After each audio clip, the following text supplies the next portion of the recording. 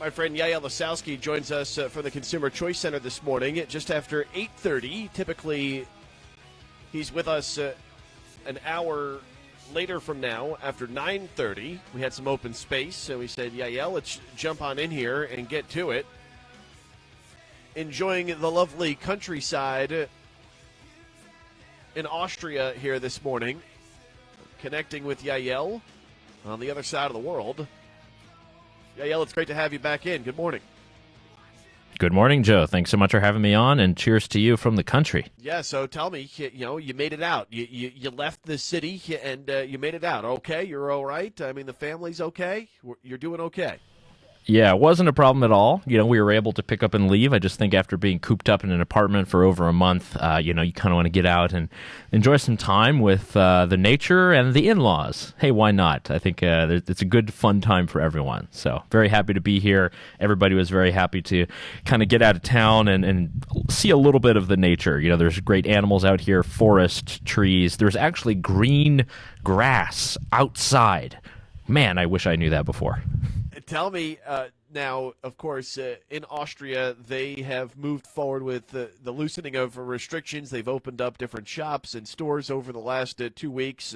Have people been hesitant to get out, or have they been chomping at the bit to get out and about and try and get back to some type of normalcy in their lives? Yeah, it's actually interesting because I drove by a lot of very big industrial sites. There's a lot of milling that's out here, more like in the western part of North Carolina. And people were back at work. Some people were wearing masks. A few stores that we were able to visit on the way here as well, people were wearing masks, but there was still a good amount of people out. So I think people are ready to get out. There's still going to be a natural hesitancy. That might be something that we can criticize a lot of these governors for. The assumption that we're just all going to run into the shop as soon as we're allowed to is just false. It's just wrong. I think a lot of us are aware of the risks. We understand what's going on. We're going to take our own precautions. And just because the government makes a rule, again, it doesn't mean that we're going to have to follow it or go against it. So some things are moving. It's shaking. I think people are kind of waking up. We're awakening our beast, the economy, and that's all the better. So I hope the same for all of my compatriots across the U.S.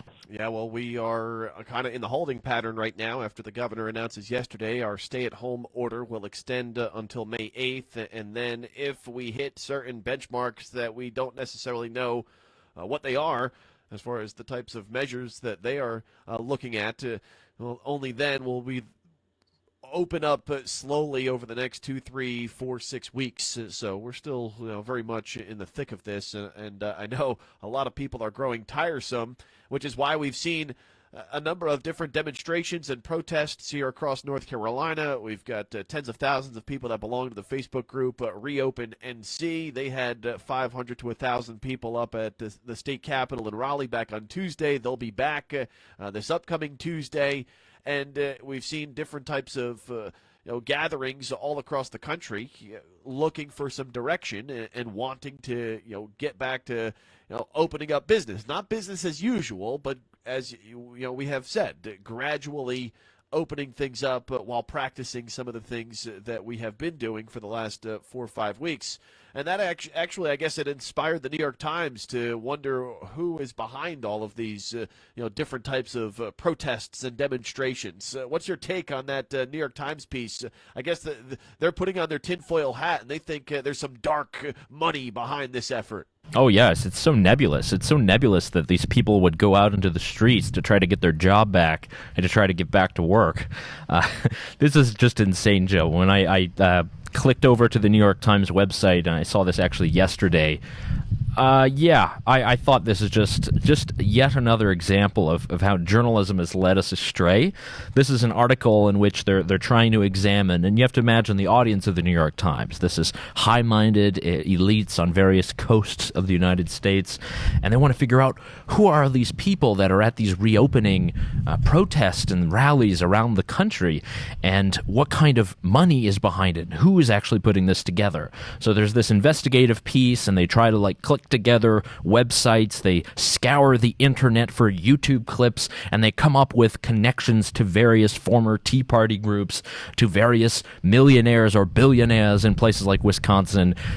All of it obviously very bogus, and I think very offensive. It's offensive because the people who are out protesting are not there because some billionaire pushed them onto the street with a sign. They're there because they believe in the message. They believe in actually getting back to work. They've lost their life or livelihood in many circumstances, and they want to get back to work. I don't think we need to see any kind of nebulous plot here, yet I think this is the tales that have been spinning from the national media, and that's very unfortunate. The people who are out protesting in Raleigh, people who've called your program, Joe, and have talked about going out to protest and rally to open up Carolina Beach there last week, these are not people that are there just because they're getting paid from some activist organization. These are red-blooded Americans who want to get back to work, who want to provide for their family. It's not a nebulous plot.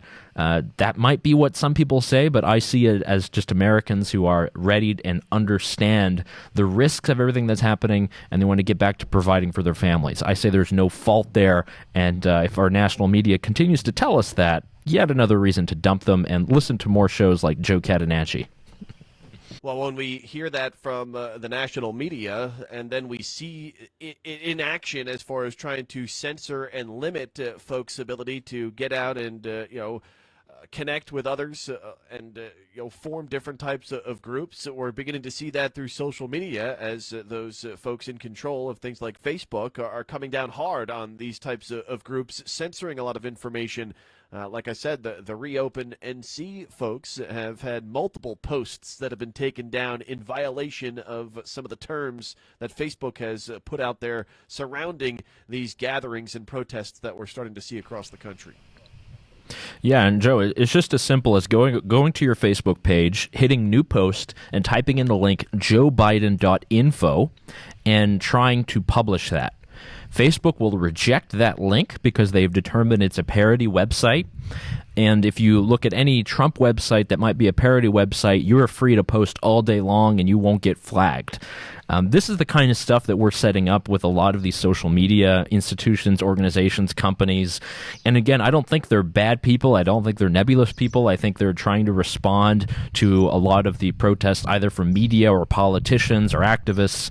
They're trying to provide a way that there can be some semblance of fact on social networks, whether or not you can actually achieve that.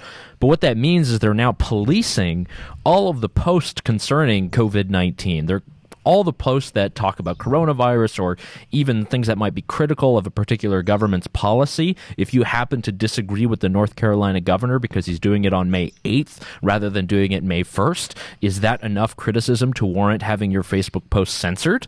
We're not sure. There are many circumstances that are happening in other states, specifically in Pennsylvania and New York and Ohio. We've seen where people have been very much censored based on just groups that they'll join or things that they post. You remember some weeks back, maybe people in your social network, if they posted just one or two articles on coronavirus, it got immediately deleted. And Facebook said, we're just testing. And then they said it was a mistake. Look, this is when we let artificial intelligence go a bit too far and we start censoring things that might not be comfortable. People are able to debate this and they're able to talk about it because it is so many sides and so many people are being affected. We can't just be shut up. I think we need to continue having our freedom of speech. If these social networks are going to censor us, then we might have to look elsewhere to get our news. Well, and that's a very difficult thing. I mean, where do you go? I guess right here. This is the only spot. You tune in 3 hours a day, and then you leave. And I think that might be better for your mental state anyway. If you were just to get the great conversations that folks like Yaël bring to the table on a weekly basis, and then go out and enjoy the rest of your life. The world does not have to revolve around the 24/7 news cycle or social media. Yeah, thankfully, yeah.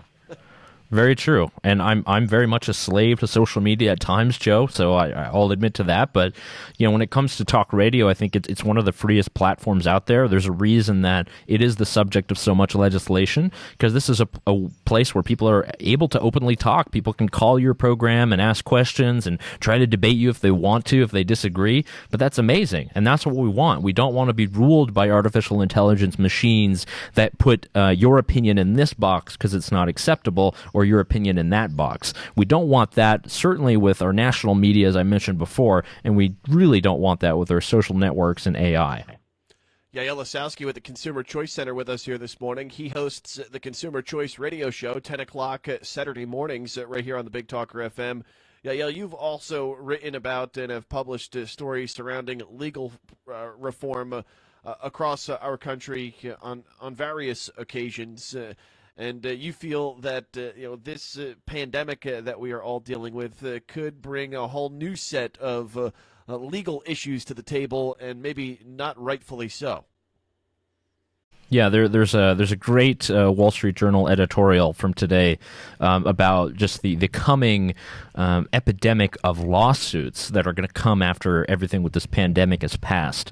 If you think of all the healthcare professionals, if you think of any large institutions or organizations that have not had some kind of protective equipment, many of them are already filing huge lawsuits saying, hey, we didn't have the right equipment, we didn't have everything that we needed. A lot of people are now suing hospitals because their loved ones might have passed due to the virus or many other things. And this is something to where we're seeing already the commercials on TV. We're already seeing the ads online, have you been hurt at a hospital because of coronavirus? And this is the kind of stuff that we've seen for a long time. And it's not just in things like vaping or pharmaceuticals. I mean, now it's just going to be with everything related to this virus and the impact and the effect. Did when you walked into CVS, did they offer you a mask? No? Well, seems like you can sue them for millions of dollars. That's what's very problematic, and we have seen this for the last number of years in the courts, that these kind of lawsuits kind of get brought up and thrown out there. We think it's pretty bad. That's why we're trying to push back against that as a Consumer Choice Center.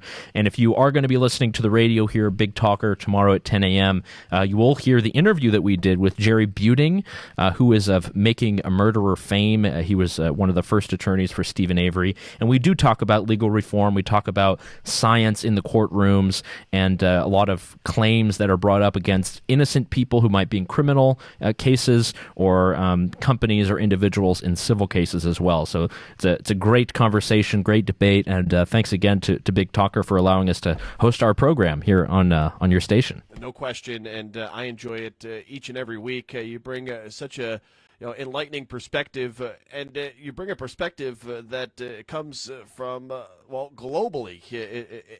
People from different continents and different sides of the world contributing to the program and bringing that right here to North Carolina, and you do that, and you connect issues that go on right here in our own backyard with things, and you tie it into things that are going on around the rest of the world. You do it as good as anyone, and we're glad to have you here with the Consumer Choice Center, consumerchoicecenter.org. They've got a lot of great content on their website, once again at consumerchoicecenter.org. All right, Yaël, I know I took you away from your family.